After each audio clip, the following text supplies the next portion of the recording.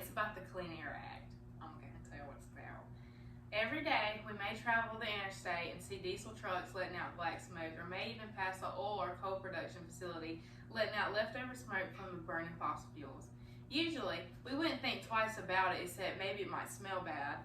Both of these things that we see cause air pollution, which is a big issue in the United States.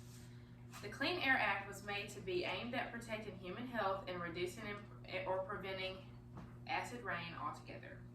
While doing research, I found out from the United States Environmental Protection Agency that since 2010 all the way to 2020, chronic bronchitis cases have gone from 54,000 to 75,000, and asthma exacerbation cases have gone from 1,700,000 to 2,400 million. Both of these illnesses come from the air we breathe every day, and that's exactly why clean air needs to be looked at more closely. Air pollution enters the air in many different ways that we are all exposed to. Nearly 2.5 million people die worldwide from the effects of indoor and outdoor pollution, according to the National Geographic. But not only people are harmed, ecosystems and animals suffer from air pollution as well, which could cause them to get diseases and even could cause trees to die. By the time I finish with this speech, I hope everyone will have a better understanding of the Clean Air Act consequences and risks, and can see how much of an issue this truly is. Now I want to explain the lawful consequences and health consequences that come with this act and air pollution. Over half of air pollution comes from mobile sources in America, such as cars, trucks, motorcycles, construction equipment, engines, and other equipment. Some of the air pollutants are very toxic, such as cancer-causing toxins, carbon monoxide, soot, and greenhouse gases. The Clean Air Act requires engines and equipment to be certified to meet the EPA requirements to protect the environment and public health. The Act also contains regulations regarding testing, reporting, record-keeping, warranty, labeling, and maintenance. Violators to any of the requirements are subject to a penalty of up to $45,000 per vehicle or $4,000 per tamper and sale of device. A wide range of health effects come from being exposed to air pollution are known, but can also be determined as short or long-term effects. Short-term effects can be known as pneumonia or bronchitis, and can also consist of discomfort such as irritation in the throat, eyes, or skin. Air pollution can also cause dizziness or nausea, but the short-term effects are normally easy to get rid of, but can become serious if not treated correctly. The long-term effects are much more serious and can last years to an entire lifetime, or even can cause death. These long-term effects can be heart disease, lung disease, or even respiratory disease, and it can also cause long-term damage to nerves, the brain, kidneys, and liver. Now, I want to move into the effects that it has on the environment.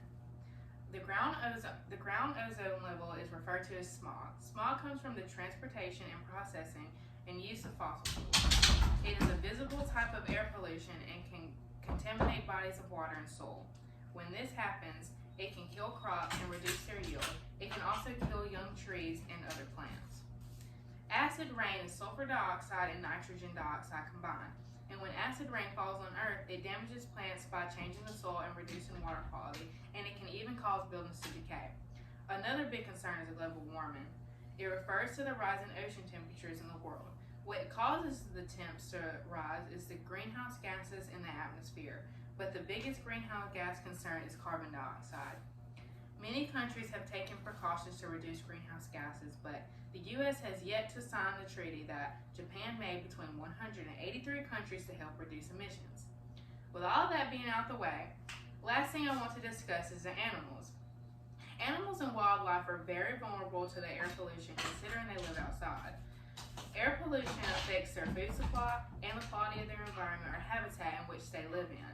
Pollutants enter the food chain and damage the quality. As the animals eat the contaminated food, the levels of pollutants rise in their concentration.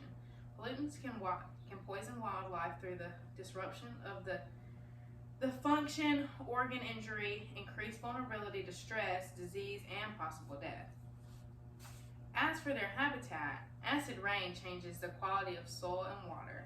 Therefore, it can become too toxic for some animals to be able to remain and survive there normally. Acid rain can increase levels of heavy metal in the water, which could then become too toxic and acidic for the fish to live.